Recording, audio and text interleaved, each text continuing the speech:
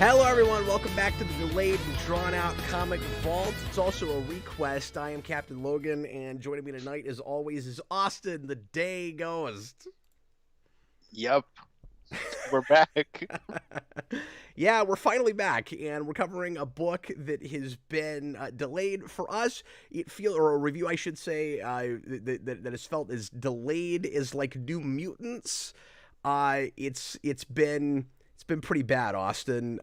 We announced this like 6 weeks ago, and it was Austin's fault that we didn't get it done the first week, but then it kind of went back and forth with different reasons we weren't able to get to this.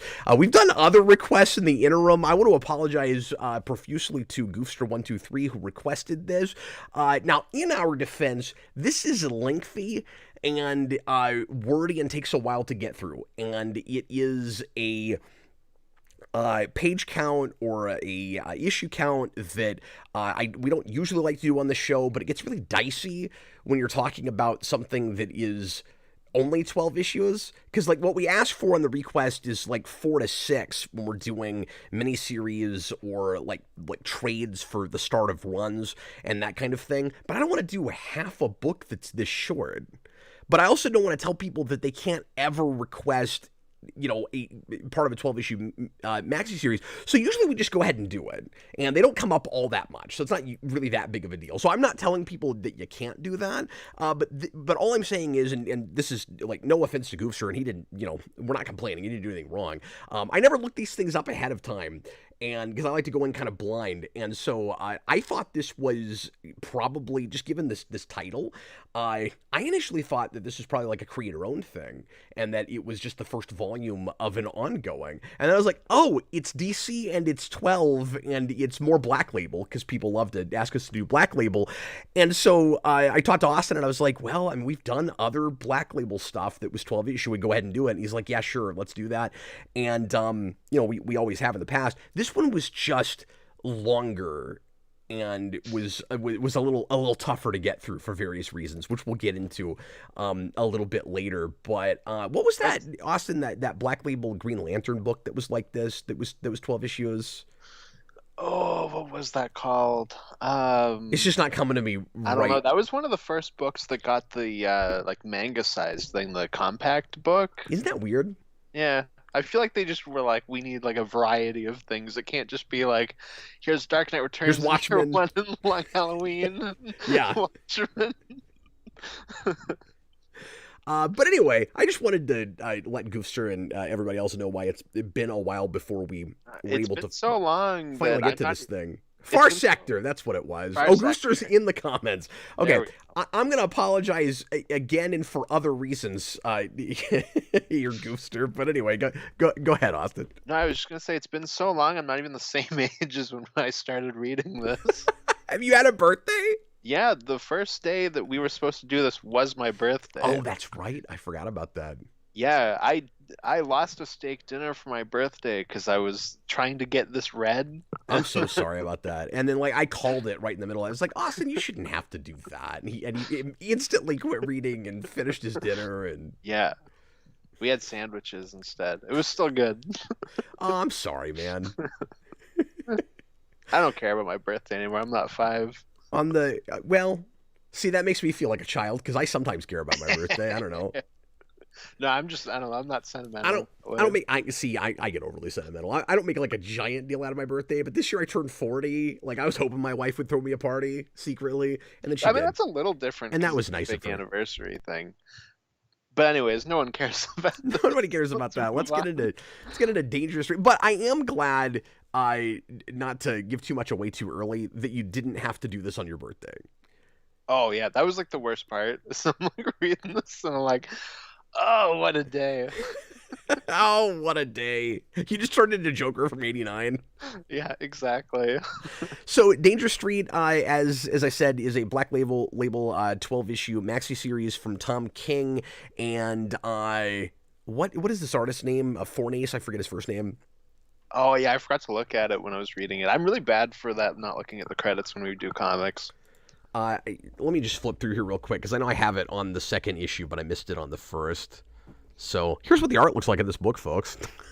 Yeah, it's the same artist. Like it's the same team for the Rorschach book that we did. Yeah, it's Also it's Jorge Fornes. That's right. okay, yeah. Yeah, That looks same good. team from yeah, like you said, Rorschach, and the pacing and some of the kind of sensibilities of it were similar, although that is overall certainly a grittier and a darker book, but they both get to pretty rough and tumble places. Like I would say that this is a lighter, more playful book than that by comparison, Yeah, and I especially want by to the say end. Like this seems like a real. Sorry, go ahead. no, I was just gonna say I want to say that this is a better book. Like there's more things I like on it, but the issue is when you read things in sequence, it's like adding on top of the mound. So like I was probably more miserable reading this because it just added onto it. Yeah, that's exactly the experience I had first time around. I will say I definitely liked this. But I Uh, probably have more positives than I yes, did the Rorschach book.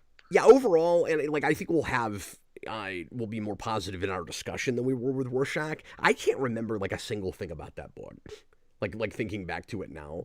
All I Uh, remember is Crazy Frank Miller and the oh, Rorschach in that's it right. basically just being Steve Ditko.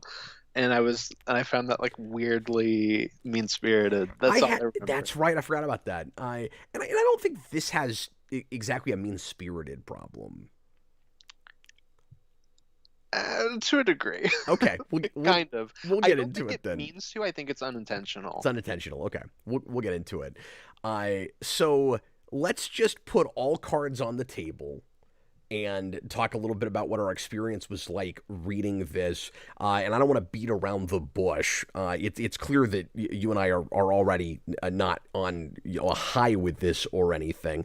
I do want to put out the disclaimer first, though, because there was a show, and I don't remember who it was, and I wouldn't point out names anyway. But there was a show where a couple weeks ago, when I thought we were going to review this that week, when somebody heard me mentioning that I read this and really didn't like it, and I complained that people are always dogging on Tom King, and that I'm always dogging on Tom King. And I just want to put out a disclaimer that our track record, that's not fair. Now, if I just disliked everything the man wrote, I think that's a fair thing to say. People think that this is a writer now that just gets dogpiled because people weren't unhappy with his Batman and for maybe political things or whatever. I'm not even sure why people have that kind of level of animosity toward Tom Well, King. and you and I have now reviewed 4 Tom King books. And we The, liked half of them. the first 2 were Vision and Supergirl Woman of Tomorrow, which were both books that we really liked, Yeah. to be fair. Now, I'm not the biggest fan of Tom King, but I go back and forth. Like, there's things that I really like and things that I really, really don't. And I Yeah. think his level of quality needs to be studied because it is so shifting. Well, it's fascinating, right? And I want to get into that here in a second, but I just wanted to put out that disclaimer to say we have liked Tom King stuff, and we've liked recent Tom King stuff because that Supergirl book was just what 3 or 4 years ago, Yeah. and is absolutely excellent, and we were like just glowing about that, and really stoked when we found out it was getting adapted in the new DCU. No, I got comic money like for Comixology last Christmas, and there was like a big DC book, so I picked up a bunch of DC stuff, and I picked up his full was it the Strange Adventures, the Adam Strange book, because I've always heard good things. I'm excited to read that. So like I'm also not against reading Tom King. I liked the couple of issues I read of Mr. Miracle. I haven't done that. I haven't gotten back to that, and maybe at some point we'll try to review that. But I just from the limited relative, because I've read a few things, but the relatively limited experience I've had with Tom King, because he's got a much larger repertoire than what I've read. I'm with you. I find him hit or miss, but differently than somebody like a Scott Snyder, who I at this point also find pretty hit or miss. But the type of writing he does tends to be the same. So there's an like ebbing and flow of quality. with Scott Snyder, but he gives you the same like flavor of stuff much of the time. You can always kind of tell when it's his sort of book, and sometimes he just doesn't land the plane, doesn't hit the mark, and sometimes it feels more rushed than others, or sometimes it feels like he's holding your hand too much. But like he's always the same guy. Tom King is a Jekyll Hyde situation. He is two totally different writers in my mind. So far, and I'm waiting for that thing where I'm like, okay, it's in more of this kind of format. But I'm liking it more. You know what I mean? Like and I guess his Batman for me, because I know you're not a big fan of that from the start, but like I think his Batman for me begins that way, where like it does have a similar format to some of the long form stuff I don't like, or I should say like the 12 issue thing that I don't like from him, where he'll have these kind of cutesy, repetitious motifs that he can't stop doing, and he'll think that that a theme that he keeps going back to is more profound than I'm thinking it is, and sometimes he just reads a little bit too like like I want to say pretentious and juvenile, and it's usually when he does like I said, this format, this kind of thing. When he's more straightforward, he's quite good. And sometimes I just wish he would just tell a story. And this is more like a Heroes in Crisis or something that I never finished because it was reading like that, where it's just really drawn out. It feels like for no good reason, and everybody's talking a lot more than they need to, and it feels like each character is kind of just a mouthpiece for an idea, and they don't really feel like real people to me. Everybody kind of sounds the same. He doesn't always write like that. Mm-hmm. No, that is true. He's got like maybe some like Stephen King-isms where there's like certain things that like pop up in everything he writes. Sure. Like there will always be a depressed character in like everything that he does. That's true. Like you'll have things like that. But I'm talking about more you're structure right. and format. Yeah. No, I agree with that. Where if he decides he's going to have well, maybe this isn't even what I was gonna say is because like I've not studied this guy enough, and if I went back to some of the things we're just reviewing Tom King. We are, yeah. If I were to go back to stuff that I have read from him, I don't know if this would hold true, but what I was gonna say is if he decides that there is a narrator that he's gonna reveal at the end of an issue, it's this format and it's not gonna be all that great. Mm-hmm. But I don't know if that's true. That's probably not true. But that's what I started to say. Anyway, we should go ahead and get into this. So, Austin, would you talk a little bit about the background of Danger Street and the characters that he brings into this? Because this is also a thing that he loves to do, where he goes to obscure characters that a lot of people haven't heard of and tries to kind of like reinvent them or make them more complex and sophisticated in some way. And like he did with Mr. Miracle, that's what we have here. Mm-hmm.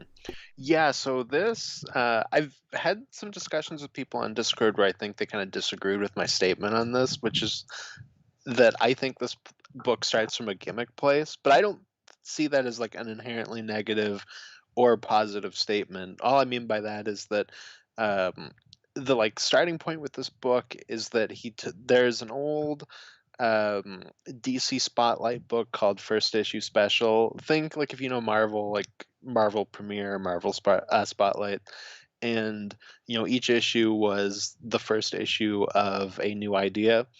And Tom King goes, okay, there's 13 issues of that. Let's take these and weave a story out of all of them. And DC did a number of books like that. Mm-hmm. This one I had actually never heard of. Mm-hmm. Yeah, I hadn't heard about it until we started this. And today I had some extra time and I read a couple of them just to get like a flavor of what that was like. But it sort of sounds like the showcases or something. Yeah, exactly. It's just like, here's an idea. If it's successful, we can maybe move forward with it. Yeah, it's like a little pilot. Yeah, exactly. So that's kind of the starting place with this book, is that it weaves in every character that had an issue in First Issue Special. which is a lot of characters, as And I that is said. by definition kind of a gimmick, and that's Yeah, not and like I said, I don't think that's that's not. a negative It thing. doesn't have to be a bad word. Now I will say there are things in this that I will describe as too gimmicky, Yes. which is different than just starting from that idea. Like I don't know that he starts with there's this character that I have a story for so much as what can I do with these guys? There's Mhm. nothing wrong with that. No, like the Avengers movie is a gimmick. Like it's built on the idea of we had movies of these characters, now they're coming together in a movie. Like that is a gimmick, good or bad. Yeah, But anyways, so I agree with you, sir. yes, so we have the Dingbats of Danger Street, Lady Cop, the Green Team, the Outsiders, some Fourth World stuff. I think that's just straight up a New Gods issue, so we just kind of tack in a few New Gods. So that's why we Uh, make that kind of the background lore of this. well, and Atlas is the first issue, and the New Gods is the Oh, last issue. okay. So that's probably So because it's bookending it, Tom King feels like that should be the foundation for it. that's what I would think. Yeah. Okay. You have, the Creeper. I'm learning. I didn't look into Manager. any of this. Like Yeah. beyond just learning what the name of that book was and who the characters were. But Yeah. You have Creeper, Manhunter. Was it like it's like Codename Assassin or just Assassin? I Codename forget. Assassin. Codename Assassin. Yeah. Yeah. Well, I was always fuzzy because that's a character I had heard of. I was always fuzzy on whether that was just the name of the title or if his actual name is Codename Assassin. But I think it is. I think they just call him Assassin, so maybe just the title of that book was Codename Assassin. Maybe so. But one of the things this does too is that the title, and Metamorpho is one as well. Yeah. The title of each issue corresponds to whatever number that was in the original first issue special as well. So that's why you'll have like issue 4 Metamorpho. Metamorpho died in like issue 1. It's like he's not going to do anything this issue. That's why it's titled after him. Okay. Well, and there's at least one issue, like the covers don't always match with the characters that the issue is most focusing on. Yeah, it's weird because I feel like in order to play into that gimmick, you would want that, and sometimes it kind of does, and sometimes it doesn't. Yeah, but then issue 10, am I remember this wrong? Issue 10 is Codename Assassin, and he just died. Yeah, I think or so. is it 11? But like, there's a character who is like dead and doesn't come back because this book resurrects people, but he's one of the characters that doesn't come back, and then he doesn't get his cover until later. And I was like, well, how hard would it have been to let it be one? Because none of the issues focuses exclusively on a like. I thought the gimmick of this was going to be like it's an story beginning, middle to end that unfolds, but each issue would more or less focus on one central character, kind of like if it was all that Dr. Manhattan issue of Watchmen or something. I know I go back to Watchmen all the time, but I'm looking at these panel layouts, and all I can think about tonight is Watchmen, and also because we did that Rorschach book from these guys also. But anyway, but they didn't do it that way. It's all just ongoing subplots that we keep weaving in and out of.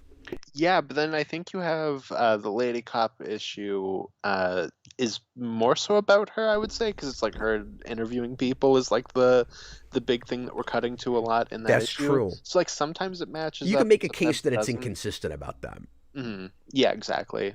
And then if you want me to break down the plot, it's a lot of interweaving things, but basically It is. Well, real quick before you do that, let me just Yeah. say, this is in some ways. I mean, like there's a lot here, and there's not very much here all at the same time. I want to make that kind of the foundation for my side of this review, and what I really want to talk about is that when you say that, like when you take a deep breath and you're like, it's gonna be hard to do a synopsis for this.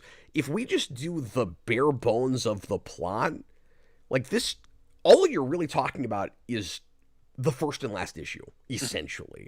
Well, I no, mean, the reason why I would say like it's a lot is not because there's like a lot happening. It's Yeah. I have to mention what every character is doing, and there's a lot of characters. well, that's what I was going to say, though, Yeah. is I think it would actually be really easy to give a rundown of this plot without mentioning every single character. That's one of the things that I don't love about it, is just how certain people end up being kind of underutilized.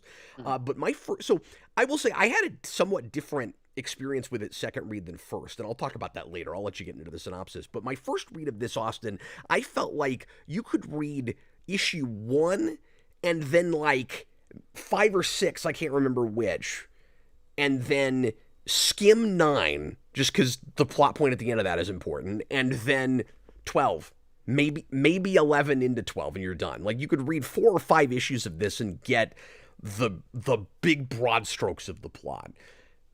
And I think that in some ways it's intentional that the story is simple. But I'll just say right away, I don't think it needed to be this many issues. No, not at all. That made it a bit of a slog, especially on first read. And like I feel like I get what he's trying to do with that, where he thinks it's fun to like really focus on the ideas and stretch out what is essentially a fairy tale, because he's trying to make this like a fairy tale. I also don't know if the story he's telling feels fairy tale enough for that, if we want to say gimmick also. Anyway, No, with that, I also just think it's weird to do this thing where each issue ties to one, but you're 1 issue short of what that series was. I feel like that's a little weird. It should have been 13. It's like But it's I'm only also 12. not complaining that it's not longer. No, but like it's only 12 because that's what he always does. But it is a little strange, I thought. But yeah, go ahead and give us the broad strokes of the plot. Okay, so the Dingbats of Danger Street are basically the Goonies. They're doing their thing, and they're getting in trouble with Lady Cop, who is the cop of Danger Street, or just their town, I guess, not just that street. She's the chief, and then Warlords, Starman, and Metamorpho are trying to summon an enemy so they can fight him, so they can join the Justice League. But when they do that, Metamorpho dies, and they accidentally kill the leader of the Dingbats, who is Good Looks. And then it then becomes not exactly a murder mystery, because you know who did it, but like Lady Cop's trying to figure out what's happening with that. Starman and Warlord are trying to figure out a way to bring them back. And then it kind of interconnects with other things. Like you have the Green Team, who are a bunch of... It's like a team of Richie Riches. And they're all being killed by the Manhunter. And they're being protected by Codename Assassin. And also Jack Ryder, the Creeper, works for them. And he's basically Bill O'Reilly. And... God, trying to keep all this together. Yeah, so it becomes basically just them doing their kind of individual things, and Atlas dies, so his spirit is gone, which means that the sky is falling, so the new gods are mad, so they send Orion, and Dr. Fate's helmet is telling the story and is also the MacGuffin in the story that everyone's after, and it then becomes a way that they can bring back Metamorpho and Good Looks, as well as a few other characters that die later on. So then it becomes about that. And then it just kind of ends. Oh, and the Outlaws are there. The Outlaw, you mean the Outsiders? Oh, the Outsiders. Not Red Hood and the Outlaws. Not Red Hood and the Outlaws, yeah. Yeah, so...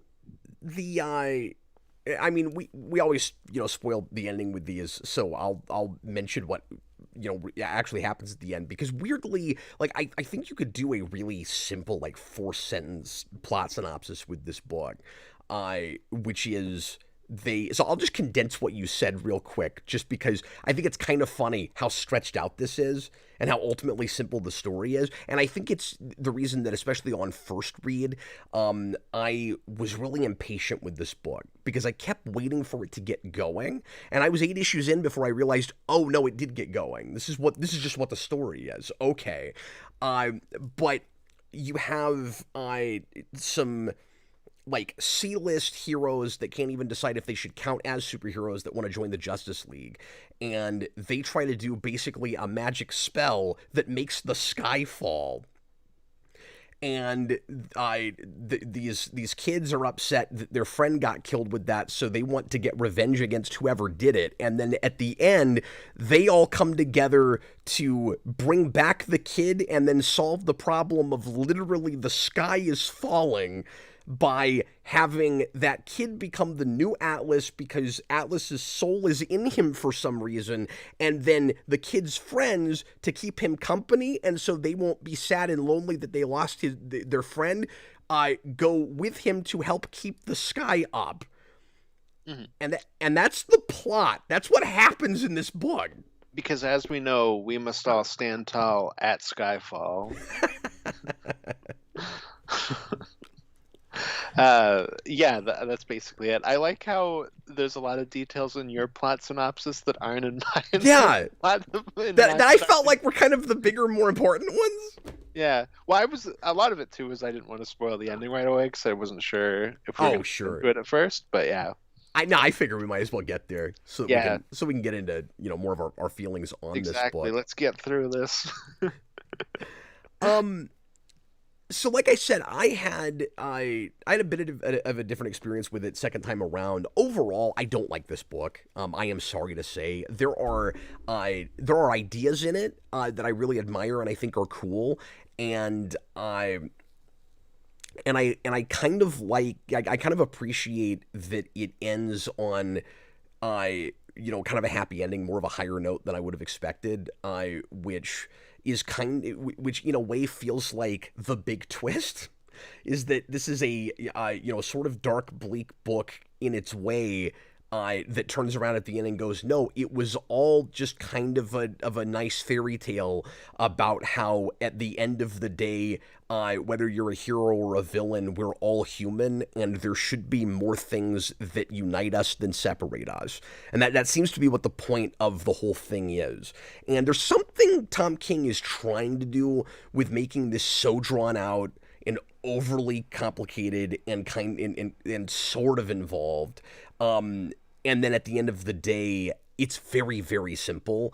And like, there's all these like philosophical notions that he is jabbing into it here and there to kind of build out the complexity of the ideas. Some of them I don't think have enough to do with what the larger notion is. Sometimes I feel like Tom King is trying really hard to do like his own big like Watchmen level epic or Sandman level epic or something.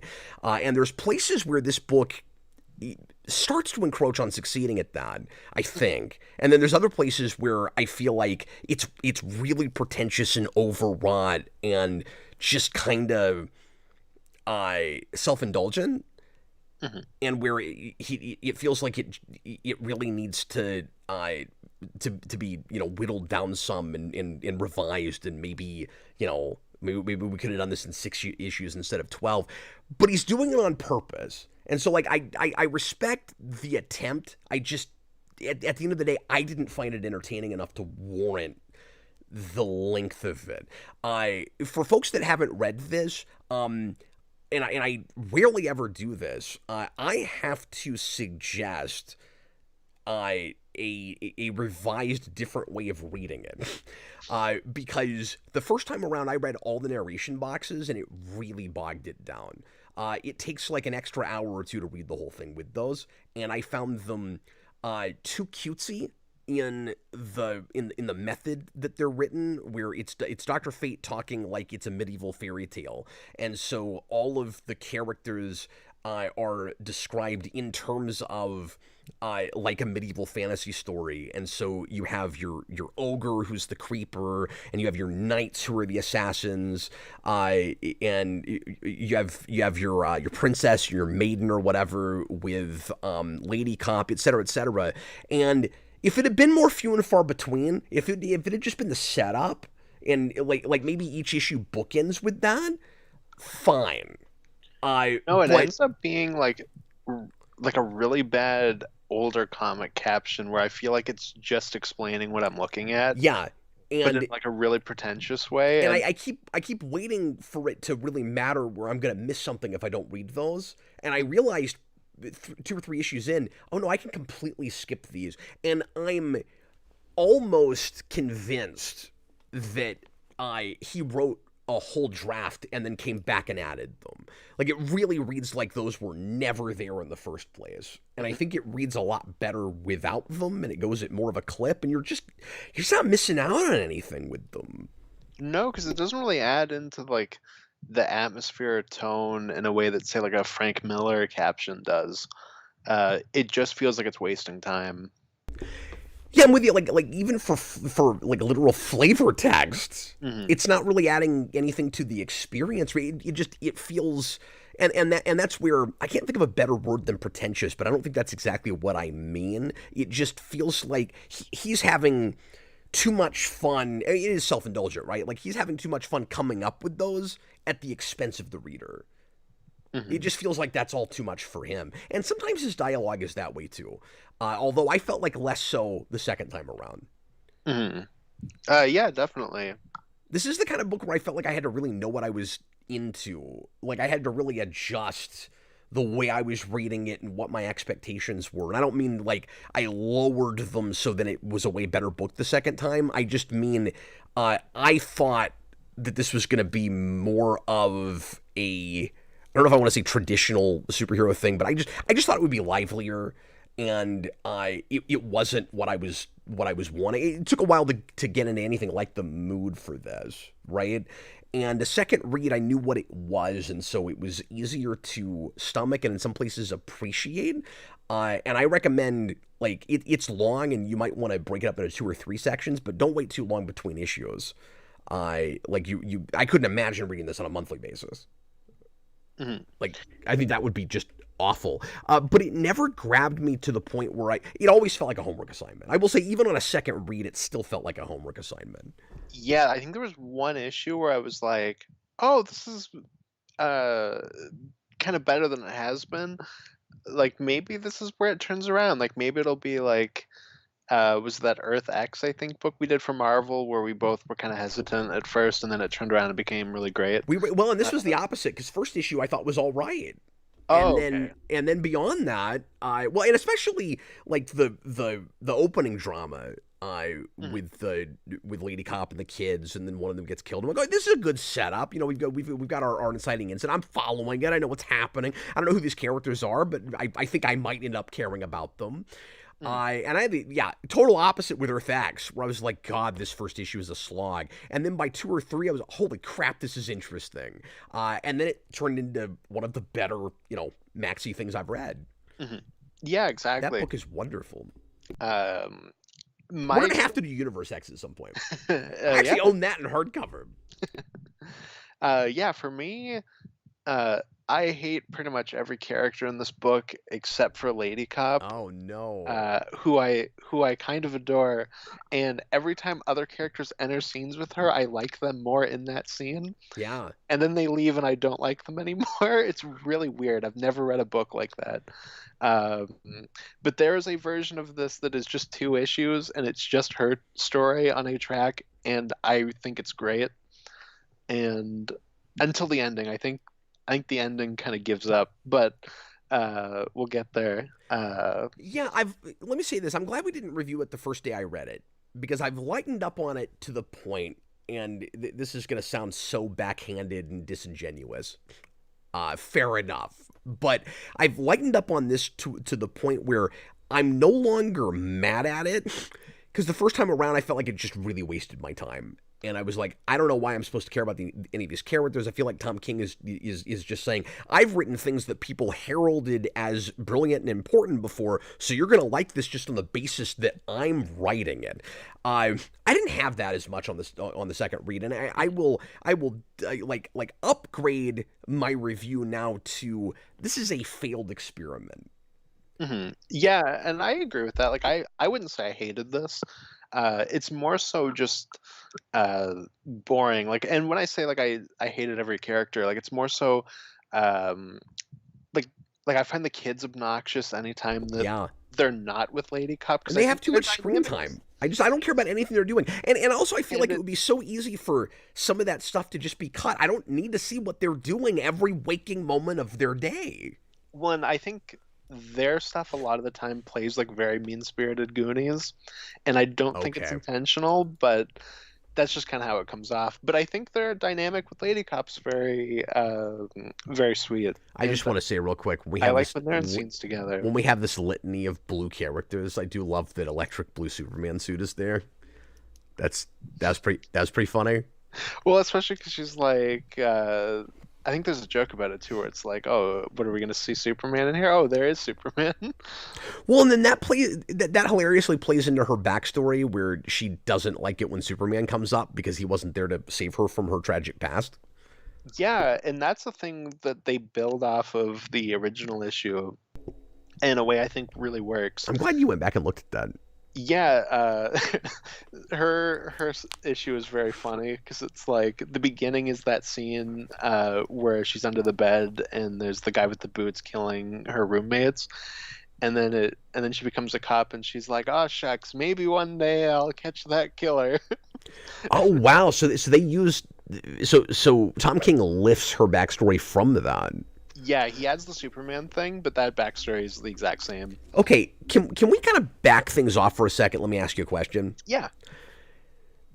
Since you went back and looked at some of that, I know you didn't have time to finish all of those original issues, but because this is where I'm wondering, I if it's only a failed experiment if you've not looked at that material. Like, who?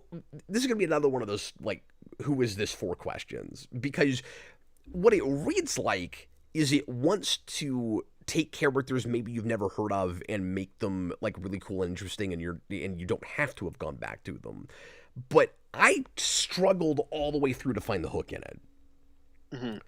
I think you're just supposed to go, oh, isn't it cool that we took every character from this showcase series and put them all in one book and made a story with all of them? But see, that by itself makes it feel a little bit self-indulgent because the percentage of people that would look at this that have any idea that even existed. I mean, I've reviewed comics on this channel off and on as part of my living for 15 years, and I've never heard of that.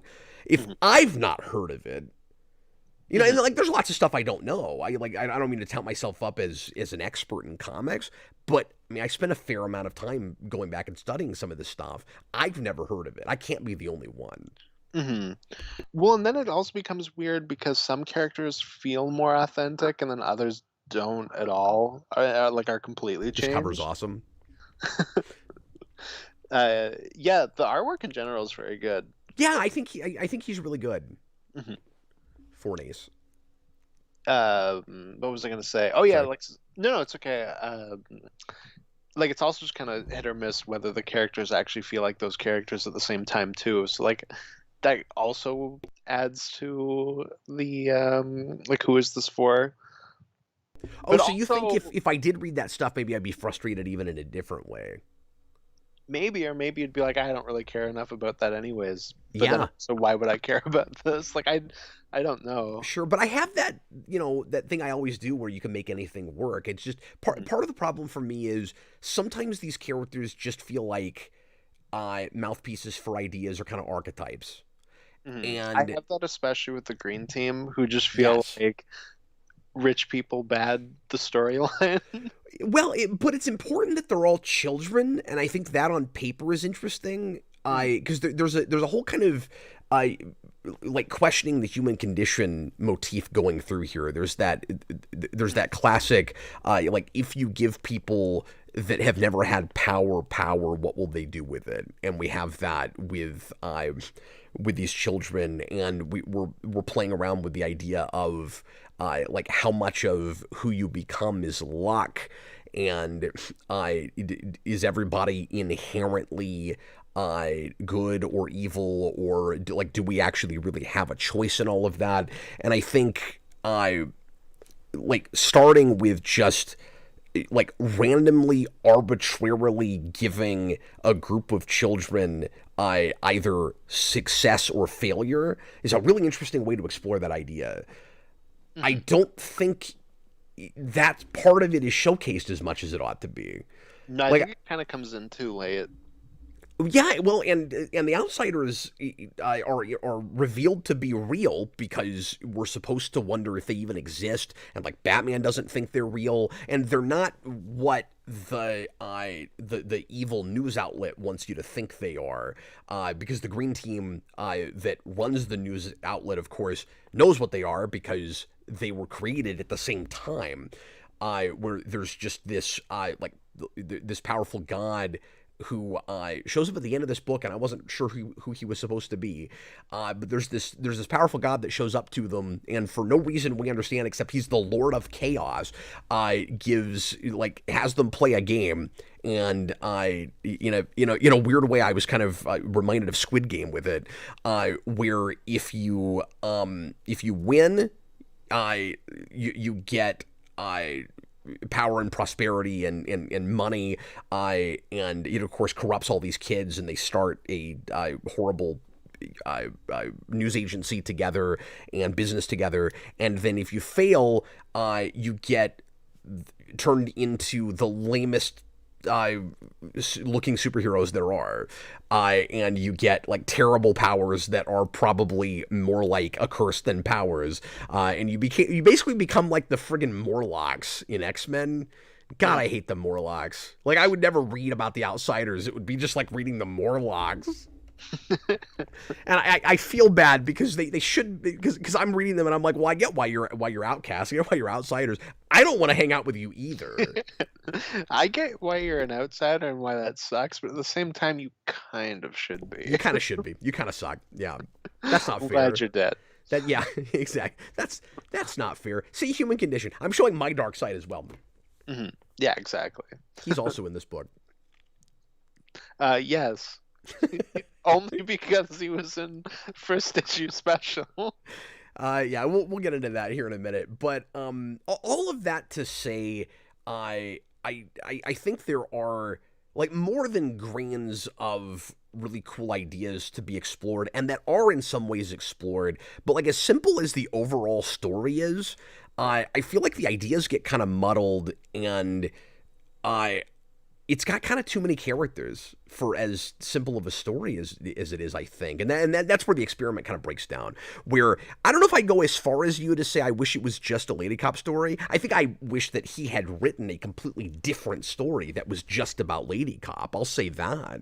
Yeah, no, I only say that because that's the one thread that I kind of latch on to while reading this. I agree completely. I would love it if he made a 12 issue maxi with her. I would pick that up day one. Part of the reason I got on such a rough foot with this book is I got really preoccupied with what the stakes were, and it felt like we were making a mystery out of the actual stakes of the book, which is a gigantic risk to take, and then turned out to not at all be what we were doing.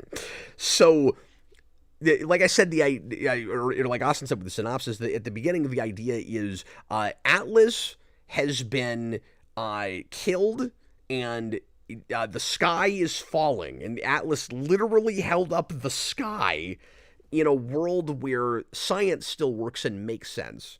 And there is, to be fair, lots of that in both DC and Marvel, where we try to find some kind of a midpoint. We try to marry the ideas of mythology and concrete science, where all of the myths you've ever heard of are true, and all those characters are there, and also everything we've discovered about how the universe works is true too. And this is the most or one of the most blatant in going as far to the nines as I've ever seen, with just completely disregarding any sort of marriage of those things, and just going, no, really, the sky is falling. I'm like, yeah, but what does that mean though? Like, we don't have a flat Earth. Like, the sky isn't.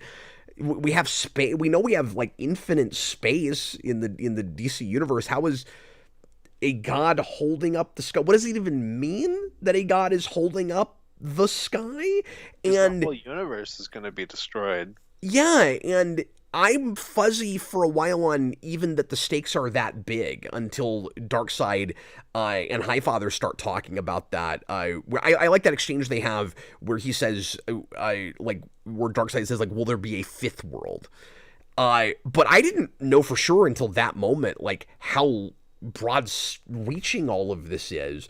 But then also, like even if I take it as a gimme, okay, whatever that means, the sky is falling. It means if you don't have Atlas, the universe at some point just crumbles. Okay, fine. I would have loved some kind of like rules and like deeper mythology and discussion about how that actually works, because I think you could do that, right? You say the myth is the sky is falling, but that's really just a way to, like with so much mythology, right, a way to simplify an idea that that people at antiquity couldn't have understood. Mm-hmm. So you really do need Atlas to be constantly doing something. Would have been cool if we knew anything about what that was. But we also don't even get rules as far as when it's gonna crumble. How long do we have? They keep going back and forth. Like, it's also ambiguous. It's also amorphous. We keep going back and forth using contradictory terms. The sky has fallen. The sky is going to fall.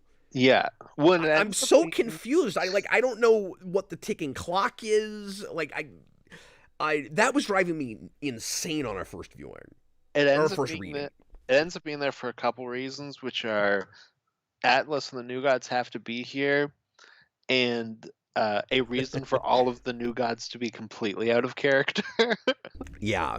Which is really weird for a guy that has like a really beloved Mr. Miracle series. Yeah. But now, I'm not big enough into Fourth some. World to appreciate how out of character the characters might have been, so that didn't bug me as much as maybe it did you. Again, the stuff that I could most latch onto, even though I feel like I don't have enough of a hook for this, were some of the like paralleling ideas between the New God stuff and what's going on Earth. So I like the idea that Darkseid and Highfather get together and finally find common ground, because it plays into that notion that we are all at the end of the day kind of the same, and that we all want more or less the same things, or at least a lot of the same things. So like once it comes down to the our like basic safety and self-preservation, maybe we can work together, because that's one thing that we both want, of course. And this kind of like status quo that both sides, even though they're on polar opposites on everything, expect to always be there. They take it for granted that there will always be a plane for them to have their battles. Like, it's that kind of Batman Joker thing of, we want to do this forever. And once that's taken away from them, there's like there's like a loss of identity there that happens, and we're kind of paralleling that idea on both planes of existence. On paper, I like that. I don't think it ultimately goes far enough, and it starts to feel like by the end that the New Gods are kind of just there as a device and to like lay out that idea. Why don't we check back with them when we get to the end? It's like oh no, the sky is gonna. The last time you see Darkseid and Highfather, it's like the sky is going to fall. We're all doomed. And then when it gets saved, we never go back to them. We don't need them anymore. We never go back to them. No, and then I think Orion is probably the worst character in this book. He's the Fat Thor, Tom King to Breast character through a lot of it, where he shows up, he's like, I gotta save the day for Darkseid and stop the sky from falling, and then he and Starman fight to a standstill, and then he just walks around drunk for like the rest of the book until the final issue where he goes, okay, I guess I'll do something now. That's a trope I never love, where you've got like a godlike character that becomes a homeless person. You won't know about this, but we do that in like Star Trek Voyager, where there's like a captain for the 29th century that comes back in time and he winds up as a homeless person. Hmm. And there's like no reason I'm for ki- it. I'm kind of Like, tired of that trope. Orion just becomes a different character. Yeah. Well, And and how long has he been there? Because he just starts picking up like American slang and stuff, and he just starts using the same swear words everybody else is using, which are, by the way, still in the stupid symbols. We complain about this with every Black Label book. This is the most egregious example of it because it's on every page and there's tons of it, and you can't even say the word ass in a Black Label book. I don't understand that. yeah, well, and the kids swear like 6 times every word balloon. Which is more obnoxious because it's the symbols. Yeah, no, exactly. But yeah, and Orion's walking around at a certain point through most of this with just a shirt that says "Dark Side is" because LOL meme. Because Tom King's comedy half the time is like bad MCU tier, and all of that was really cringy. Well, that's the hell yeah thing. Like he It's the loves hell that. yeah thing, exactly. Now, in his defense, that the kind of meme T-shirt thing is so popular in comics, and like I don't love it either. But I kind of want to blame Marvel before DC for that, and I think he's just playing into that because Marvel loves that. For sure, but it's in a lot of his writing. Like it is an Yep. issue I have with Tom King as a writer. Oh, I agree. Um, Well, but and what's weirder, and you and I talked about this off camera, is somehow Lady Cop has never heard of Darkseid. I yeah, don't know how that's even possible. I mean, I don't know well, I'll say it like this. In this universe, whatever this universe is, I don't know how public any of the Fourth World stuff has been, but if you can look at it as in continuity, well, like, Darkseid has shown up on Earth numerous times, and I can't tell, because Black Label, I thought, is never in regular continuity, but I read a couple of, like, reviews and background things and stuff that suggested that this is supposed to be a mainline continuity, so I don't know. I don't really care. It's not important. no, and Tom King's weird with continuity. Where I think he will often break it for a story, which can be fine. Like, I think Vision works really well, but like, there's a lot of things that I think feel out of character when you go back and actually look at what those characters are like, especially with Vision and Wanda when we flash back to them. He's But got it like that works for that Miller. story. So like He's I got think that that Miller and strengthens sometimes it. Morrison thing for me, where I kind of want a lot of his stuff to just be on its own. Yeah. So it kind of just has that where it's like this exists in a world of the DC universe, but also kind of on its own. Yeah. So I don't know. He's Uh, apparently popular enough. They have merch shirts that say "Dark Side is." wow. So Like that's what I'm saying is I don't understand that. it's because she doesn't read the news. She's too busy fighting those dang dingbats. Yeah, see, is that just part of that plot point where she doesn't know who Jack Ryder is? But I'm like, well, you wouldn't have to regularly like watch the news to have heard about like Darkseid showing up and leveling a city. Like you'd know about that. The ding. I'm just gonna jump around a little bit. The dingbat thing is weird to me. There are several places where I feel like we're doing that kind of cutesy CW thing where we have to find a way to sneak in names for things. And that's part of that who is this for thing, because all that goes over my head until I do any research, because I didn't know about most of this. And one of the only characters I had really seen before, not much or anything, is Metamorpho. And then I was disappointed that he's not even a major part of the story.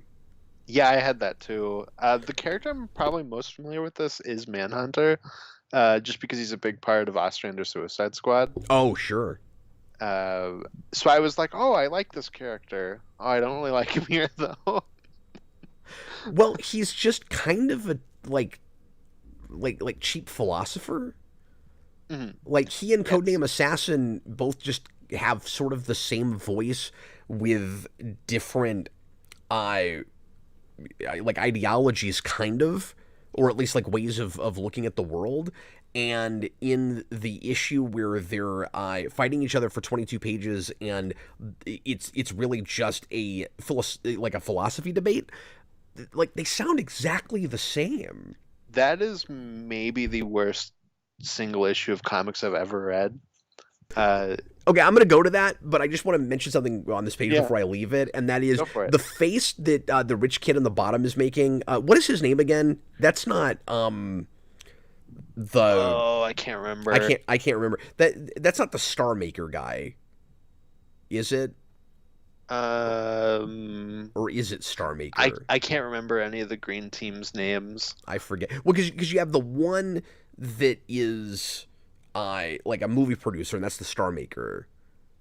Hmm. And I just And can't then the remember if it's Commodore the is same the guy. leader. That's okay. This is the Commodore. That's who it is. Anyway, No, the Commodore is a different one. oh, is it? Is this not the Commodore? Oh no, you're Yeah. right. You're right. It's the yeah.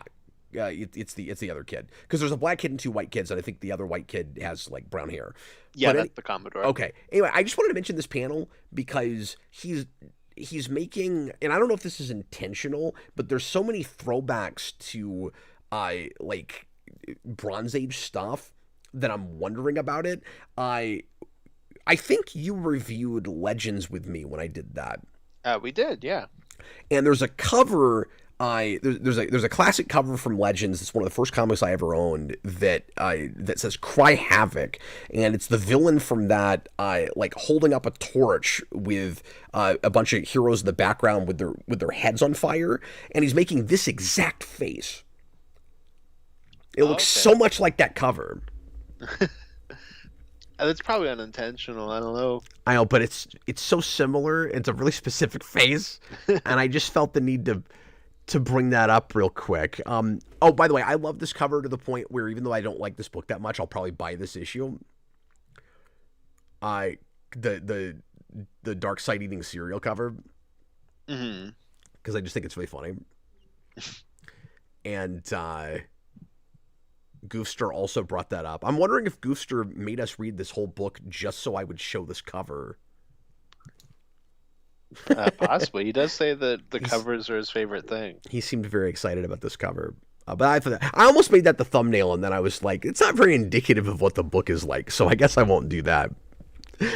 But I almost did. Anyway, I just wanted to bring that up real quick. So, when we get into issue 9, I'm just gonna blow past some of this. The 1 month time jump I thought was kind of weird. Hmm. No, that is weird. Yeah, you're right. Orion sucks.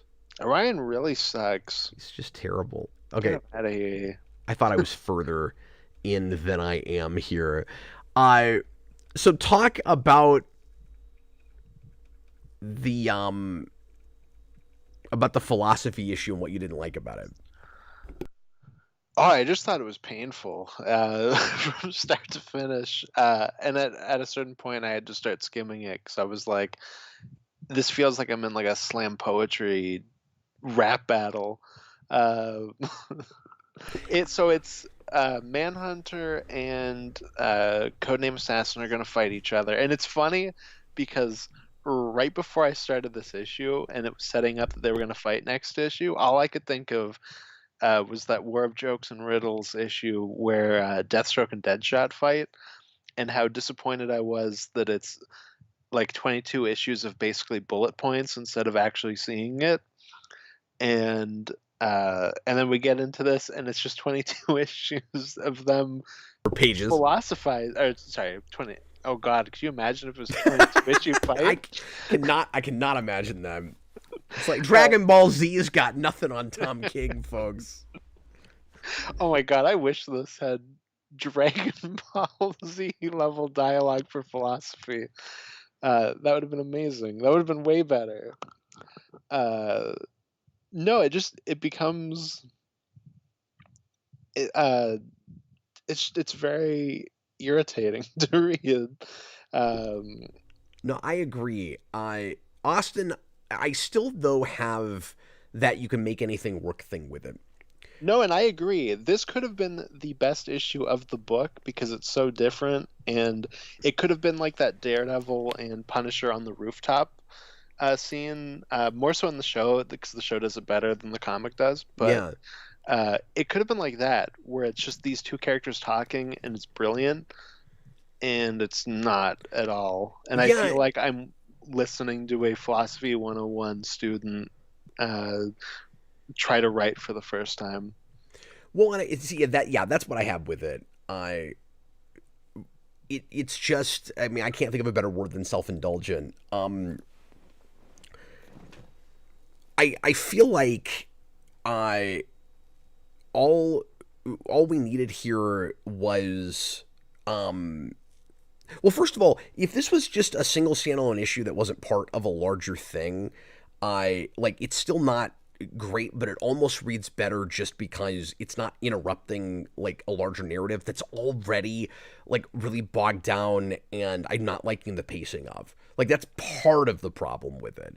But also just give these characters more like unique voices and tone down the like writerliness of the dialogue. Like it feels like a lot of just big words for the sake of big words. Mm-hmm. You know, like it's too formal. Well, because they're both just assassin people, Yeah. not English Well, majors. yeah. Why do they sound like they read 15 books a day? Mm-hmm. Like, it's part of it. It was they just don't sound like real people, and again, kind of mouthpieces for ideas. But on first read, I struggled to even get through this issue, and I started skimming bits of it. And on a second read, like with a lot of the book, I found myself going, I'm seeing some of the interesting ideas here. I maybe am getting how this is supposed to maybe encapsulate some of the larger ideas of the book. Although I do feel like, and maybe I'm just not quite putting my finger on it, partly just because this feels like a chore and I'm not really enjoying it. I mean, it's difficult to totally appreciate a thing that you're just not that's not grabbing you. You know, that's part of the problem. And I saw a Reddit thread today where a bunch of people were arguing about whether this book was any good, and the people that were liking it were all pointing to this issue as one of the best issues of comics they ever read. And here's Austin saying it's one of the worst things he's ever had to read through. And I'm with you. I think it could have been. I'm just not buying it. You know, like he's I feel like he's selling me kind of a bill of goods that I'm just not buying. And sometimes I feel like there's rhetorical nonsense on the page. What I was going to say real quick a second ago, sorry, before I lose this thought is with the idea of like we're all more or less the same, like good guys and bad guys, however they got there, want some of the same things. Trying to encapsulate that down with two assassins doesn't exactly work. You know who would have made this gimmick work super well? Not now, but like in the early 2000s. Yeah, Ultimate Spider-Man Bendis. sure. Because he did this kind of stuff. Because he did this kind of stuff. Like he would do an entire issue that's just Peter and MJ on a bed talking. But you know why that worked? Because they were already characters that we liked and were interested in and that had their own points of views that we understood. And I don't even fully know what these guys are about until we get here, is part of it. And then it feels, I don't want to say completely arbitrary because some of it comes from background stuff that we're given, but it just doesn't all, it doesn't ring true, I guess is what I'm trying to say. Where like somebody could easily come in and try to explain it to me and go here, but Cap, you're missing all of this evidence. Here's what it's supposed to be. I get what it's supposed to be about. I'm saying I'm not buying it. Mm-hmm. No, it's just not playing. Yeah, that's it.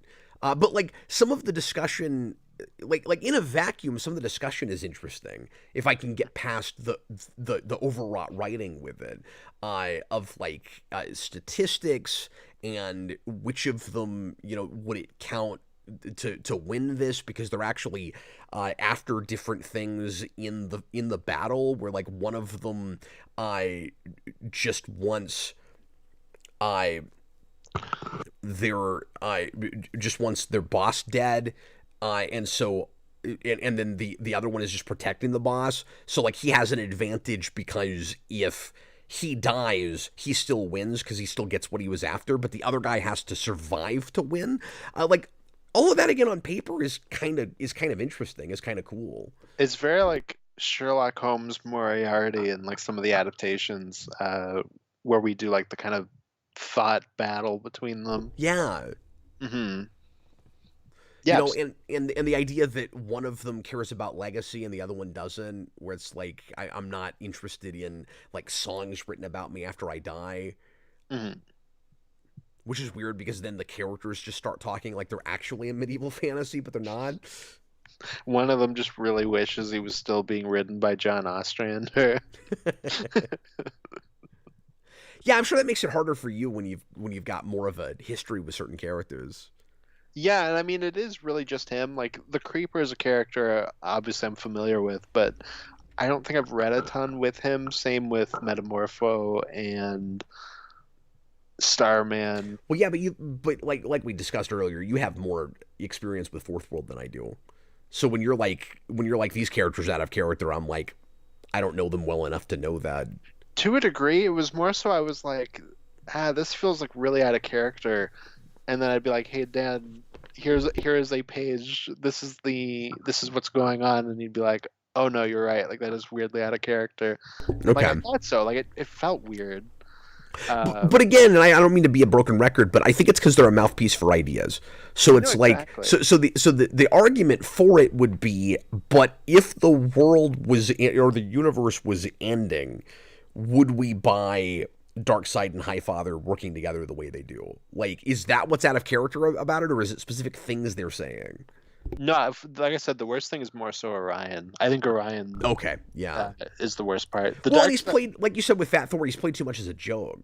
yeah, and I don't understand like any of the shifts. Why he's suddenly like, oh, I'm a loser now, and then he finally goes, oh, okay, I guess I'll. This book has to end, so Yeah. I guess I have to do the thing now. Yeah, it's I don't know. Everything with him was kind of embarrassing, but Well, and sometimes, like I said, I kind of appreciated the attempt at making this, like lighter, and by the end, it's a happy ending, and so I'm sort of getting the fairy tale of it. I don't I don't entirely understand why he chose to tell this story that way, but like I'm kind of getting that by the end. But the problem is a lot of the levity in it just doesn't play for me. Like there's things that are supposed to be funny that I'm just like I don't I don't get this joke. no, I haven't more Nothing with the so. little kids works with me at all. But I like when they interact with Lady Cop. I think a lot of their stuff is very amusing and Yeah, some of sweet. that's kind of charming. It's charming, and then I have that with Jack Ryder where I don't like Jack Ryder, but then when he starts talking to her, I'm like, oh, this feels like a person now. And then they ruin it by having him turn into the creeper in front of her and she punches him out. And then after that, After that, it's yeah, it's no no, fun at all. Yeah. Why, yeah, and like, why does that happen? It feels like he just really just wanted it's that there for that joke. relationship to not work, or like was it, yeah, was it just that, Austin? Or I'm trying to decide if you're being too dismissive of some of this, because I'm wondering if more of the point of that is Jack Ryder is kind of a loser that's ruined his life and he keeps making all the wrong calls. No, it is definitely that, and then obviously she's not into the superhero thing, so like aggressively rejects that. Um, Oh, that's a good point too. That didn't play for me because the creeper in this doesn't seem at all like a superhero. Like just the way he brutalizes people, like that's not a superhero. no, I think that's kind of just the creeper. Like I think he's more of like an anti-hero. But I always thought he was a villain, Well, but yeah. Well, then we shouldn't keep talking about him like a superhero because you have.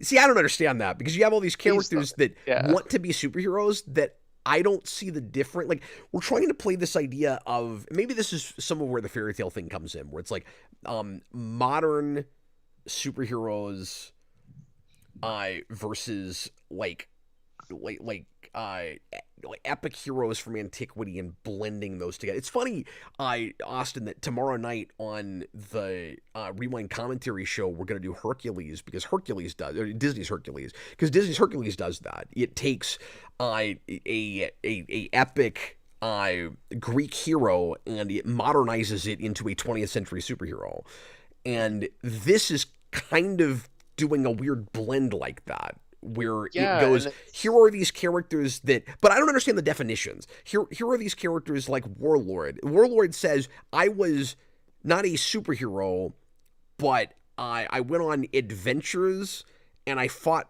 bad guys and I had a sword and I'm like, I don't know why you can't consider yourself a superhero. Like, it's like the book can't decide what the definition is. And then you have the creeper going, I'm a superhero. And I'm like, the warlord is a superhero way before you are.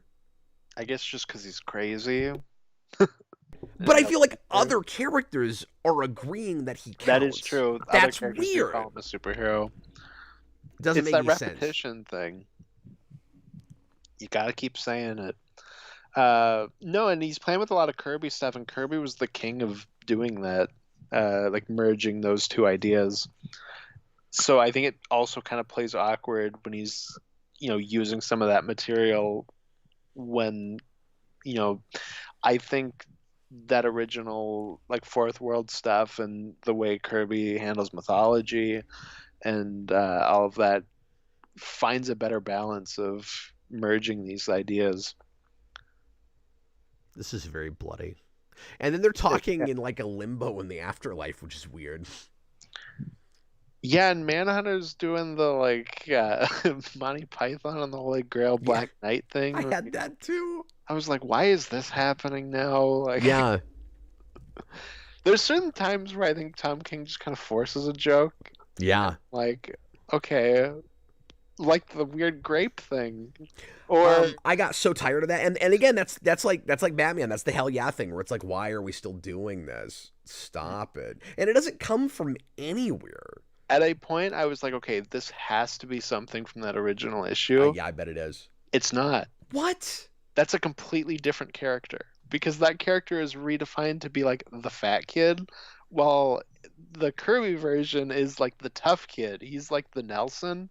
Yeah. Where, like, his whole thing is he's like always like hidden people and stuff.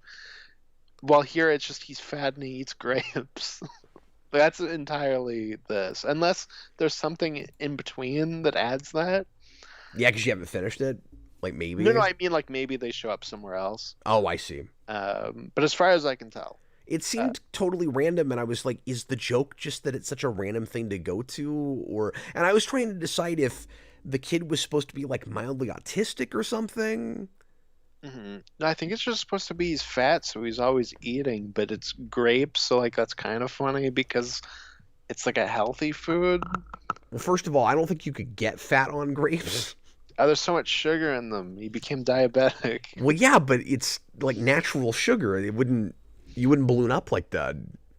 He found a way. He ate so many grapes. Okay. This full page Dark Side's really good. Mm-hmm. No, all the art's really good.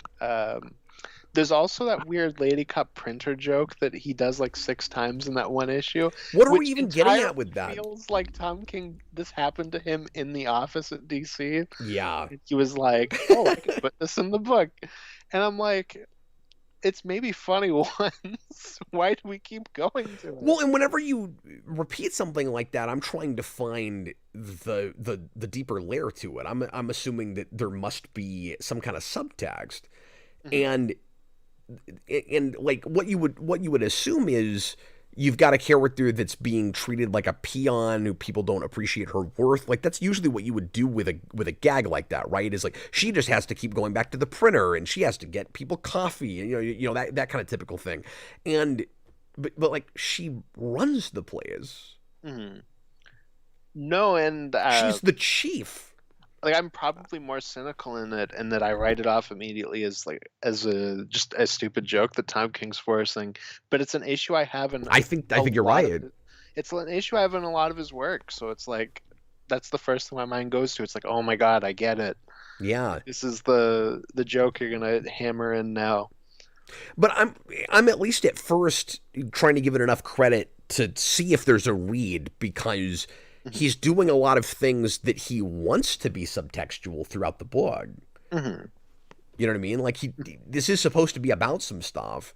And part of the gag with it though, and I think this is kind of cutesy, is when you get to the end, you've had to read all these pages, but ultimately the point of it is very simple. Like I was talking about before, and he kind of ticks me off with the last panel on first read. Let me get to that real quick because you get to the very end on the last page in general. Yeah, did you have this? You get to the end, and the Dr. Fate helmet calls the story petite. So I didn't have that just because you warned me about it in the first place. You're like, ah, here's the thing that annoyed me. Oh, So I knew it was coming. yeah. My thing, I was more annoyed that the last page is the first page. I was like, oh, Yeah, I don't yeah, like that. but explain to me why that bothered you. Because I mean, again, there's a lot of things I've read. I just always want to put these things into perspective. There's a lot of things I've read that will bookend like that, where it seems like a really cool artistic choice. Why doesn't it work here? I just thought it was too cutesy, and the storytelling aspect of it didn't play for me at all. Like it was a thing that I found like I was skipping at a certain point. Like we were talking about with the captions, like that's all of that. And then by the end, when we play it over and it goes, let's start over. I don't know. It really hit me in a place. But I also felt like the ending was such like a shrug. It was like, okay, we hit issue 12. These characters do that. This character does that. I don't know. Like, does everybody go to jail at the end of this? I don't know. Yeah. Like that was also part of it. I was like this. To a degree, I felt like Tom King stopped trying by the last issue, and I think I was just kind of frustrated with that. And then when he does that like really cutesy ending, I was like, oh my god. Well, I'm sorry to say, I just think the overarching plot is kind of lame. Mm-hmm. No, and I was expecting more out of it as it was going. Yeah. I had this, really, this is it, like feeling through the whole thing, and then you got to the end, and the idea is the kid's gonna get. So first of all, like, death doesn't matter in this. Everybody except the assassins get resurrected. All that, it felt, real kind of easy, and then it was just, but the kid that died it's still tragic because he's going to have to go off and be Atlas. But the whole Atlas thing was so awkward to me in the first place. I didn't play, and then the kids I never really liked, so I didn't care really what happened to them. And then I liked the idea that this would be kind of a fairy tale ending. But then when you really break it down, it's like, how happy of an ending is it really? It's like these kids are going to have to spend their eternity. Honestly, Austin, this is actually the thing that pissed me off the most in the book. I couldn't even deal with it. PS5. They're playing PS5 in this like limbo nexus whatever. We don't even get a good look of where they are. What it looks like. Yeah, where Atlas would be holding up the world. They're playing PS5. They wouldn't even have. Did I not even get the panels in here? I don't know where it is.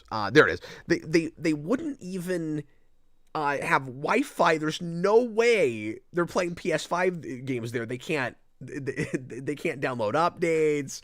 They're putting the game in, and it's got a day one patch. So they can't even. Yeah, that's exactly what would happen. No kidding. And then even if you could, at some point, playing till the end of time. It's going to be hell playing the same stuff. You're like, you're going to get 1,000 years in and go, God, I really wish that we'd brought some more game systems with us. Especially what they have, like a couple PlayStation 5 exclusives. Like, oh, we got a couple walking simulators to play for the rest of eternity. Yeah, like there's still not even a big enough library on that system. And this was 2 years ago. Beautiful.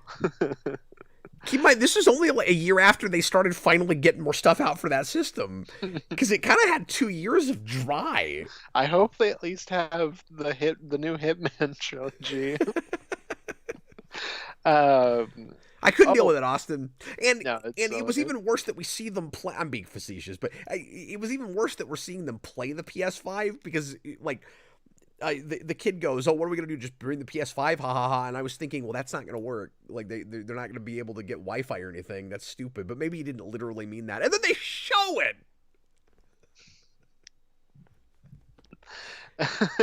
And I was like, no. But I thought the whole thing at the end of the day was kind of lame. And it's very long and tedious to read.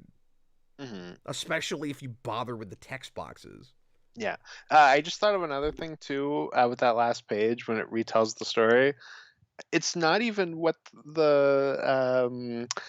like the Dr. Fate uh telling the story thing is. Like he's telling the story in a bar in the like throughout the book, and then he's telling it to Lady Cop at the end. So like in this bar he's now telling the story over again. Like it's not even like it bookends with it. Well, is that intentional? Where the idea is like it? Well, I was gonna say like does it sort of start over and happen again? But I guess not. I guess that's not what they're doing. Because it's not like we've caught up to where he's telling the story to us. No, no, and the person behind him, I think, is supposed to be the chaos god, right? Yes.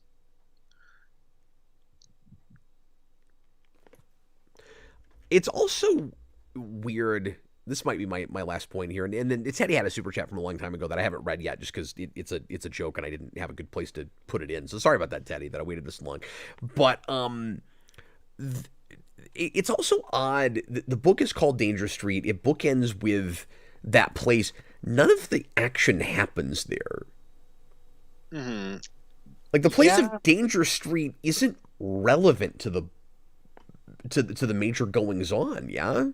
Yeah, and it's not like the dingbats are like the main protagonists to like justify it either. Like I guess, with the thing that kicks it off is one of them dies, so like maybe Yeah. Well, that's another thing I think where it's you'd a title that appreciate. sounds good. Yeah, you'd appreciate the title more, and you probably wouldn't mind that the major events don't really take place there if you knew what that meant. But I went into this having never heard of that. Like I didn't know what that was.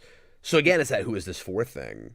Should have And been called A Nightmare on Danger Street because that's what it was like reading it. I started to say this earlier, but and maybe I finished this point. I can't remember. But like, how does everybody individually come up with the name Dingbat? It's not like a regular thing that people would say. It's like if they were just known that way, okay. All these individual characters that on their own think to call them that just because they're irritated by them. And I had never heard of dingbats. I didn't know what that meant when I first read this. So I literally thought all these characters were just like Tom King just decided he liked that word and he was making them all say it. It was almost worse when I realized, oh, it's that CW thing where we got to come up with a cutesy reason for people to reference the material this is based on. Hmm. Yeah. No, because that is something, when they were originally created that would be more commonly used, but now it's a little weird. And in terms of the CW thing, like I feel like the Lady Cop name thing is also that, but for some reason it plays just because I like their dynamic. Yeah, but that one plays okay because there's a consistent I like story idea behind it where like the kids think of that, they keep calling her that, she doesn't like it, like nobody else thinks of that in a vacuum. That's true. It makes sense, you buy that would be a thing. I don't like that she stops embracing it. Like there's a place where she has this definitive like I'm Lady Cop and she calls herself that, and then when you get to the And last then page yeah. she's wended right back around to don't call me that, I hate that. I'm like, wait, why? Like that's the part where I'm most agreeing with you that it's annoying that we go back full circle. I don't think it's as cute as you do. I don't think, like, it didn't bother me as much, but that was weird. Hmm. Yeah, no, very true. Let me read the super chat from Teddy real quick. He just made a joke at the beginning. He said, "When I was a young boy walking along the gritty streets of New York selling newspapers to feed my starving family, Papa told me, Theodore, I don't think I'll pass today. Also, Danger Street is cool too."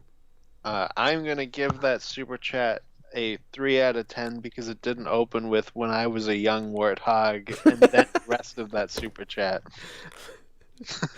You just know that next time Teddy leaves a comment, it's going to open with "when I was a young warthog." And when you read it, you have to say it twice. I hope you know that. Like I said, I'm coming down on this ultimately as failed experiment. and as a homework assignment, and it's frustrating because there's stuff in here I that agree. Yeah. that definitely could have been shuffled around into a more straightforward and engaging narrative. I just couldn't run with like the structure of it and the stretched out nature of it. I just didn't feel like it earned any of that.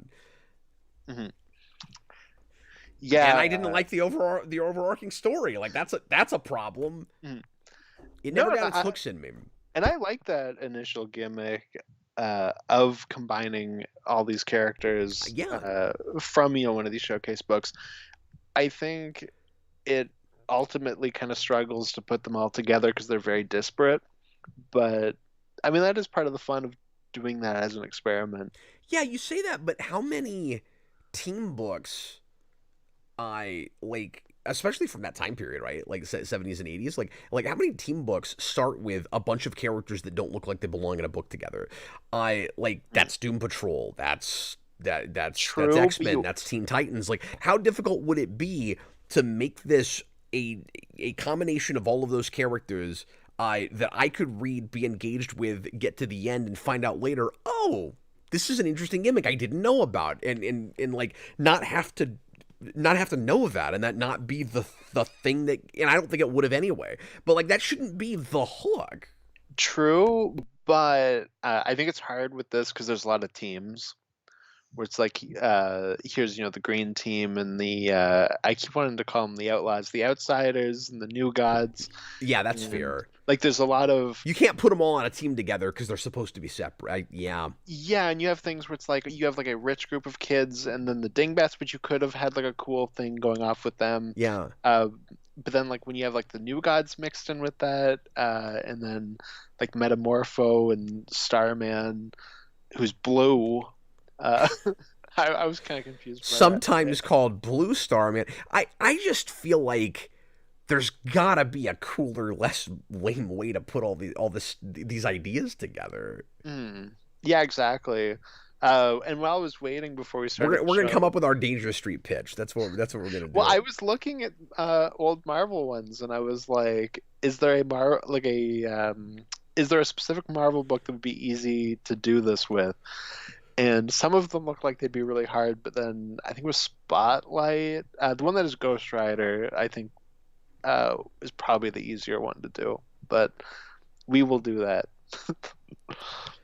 Yeah, I mean, I feel like, yeah, I'm not going to sit here and attempt to rewrite the whole thing right now. I think it would be fun to try to come up with a better pitch.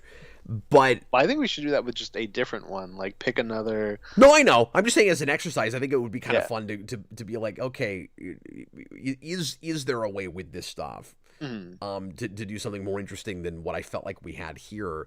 No offense to Tom King, I just didn't care for the setup with this. Mhm. But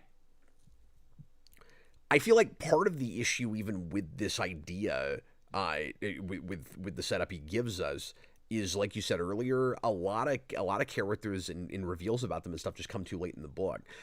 So yes, you have like 3 or 4 separate teams here, so they can't all be a. It makes sense that you wouldn't want them to all be a team, and that you're gonna have different factions. But like making a multi-pronged war that we're just kind of in already. Maybe this needed more of an enemies rest or something. I don't know. But like not getting to the outsiders until after issue 6 was a mistake. Mhm. Yeah, exactly. I'm sure there is a good way to do this. But anyway, so yeah, Austin and I not feeling this one so much. Hmm. What are we doing next time, Cap? But I'm glad we finally got to it. Yeah. New Mutants for our reviews finally came out. Stone Gassman asked us to review a movie that I think is based on a play that's supposed to be some kind of farcical thing. I've never heard of this, but it's called Noises Off. And the movie came out in 92, and the play predates it by like 10 years. Oh, okay. I've never heard of that. I hadn't either. That is the amount of research I did before the show, just to make sure that I even that like found the thing that we were supposed to look at. Because sometimes I worry that there's a different thing with a different title, or with the same title, that's the wrong thing. So I think it's that movie that we're supposed to do. Oh, okay, perfect. Well, that'll be fun. Hopefully. But yeah, so that for next time, and I'm gonna give you, Austin, a little bit of lead time on the one after that. I actually switched things around a little bit because I wanted some more time with the next one. So apologies to Super Billy that we're gonna take an extra week, but his request is based on a book that I have started like 3 times and have never like sat down and finished, and I'm going to attempt to actually get through at least some of the novel before we do this, but which is why I want some time with it. But he wants us to review the first couple of episodes of American Gods, and I do not want to do that without reading some of the source material. Oh, okay. Cool. It's not a Gaiman book? Yeah. That's a Neil Gaiman novel. And I've read the first 50, 100 pages of that book like 3 times, and I keep forgetting about it, and then I start over, and I'm like, I'm not going into that without reading some of that. So is that the show that got put on hold because he's in trouble right now? No, I thought it was done already. Oh, I don't know if it got canceled or it might be a different show. I thought there was a show that he does have a show on right now, and I'm not sure what it is. Or maybe it is that. I can't remember. Yeah, I don't know. I thought there was some show based on his work, and I don't think it was Sandman, that was like put on hiatus after that, but I could be wrong. It's not Sandman because that season comes out, I think, next month. That's right. Yeah. I think that's on its way. Goofster knows what Noise is Off is. Apparently Christopher Reeve is in it, Dan Stan says. Oh, cool. Good really timing. Good timing, right. All right, well, folks, thanks a lot for watching. Really appreciate it. As I keep saying, we've got a big backlog for the ReQuest right now. If you would like to make one for comics, for a movie, for the pilot of it, and maybe an episode or two of a TV show, patreon.com/geekvolution, the $15 tier is how you do that. We appreciate everybody. We're going to get going. Oh, it's Good Omens. Yeah, I just saw that. Thank you, Goofster. I was like, I knew there was one. He is a fountain of knowledge. Goofster has proven he knows about every single request that's happening. You're a god amongst insects, Goofster. You're an American god among insects. Unless you're on hiatus. Yeah, or don't live in America. Mm-hmm. Bye. Appreciate everybody. Good night, everybody. And if you're watching right now, Austin and I are going to come back here in a little bit for another stream. We're going to do some more of our top 100 favorite superhero movies. Stick around for that if you want to. And in the meantime, appreciate you guys. Bye, folks.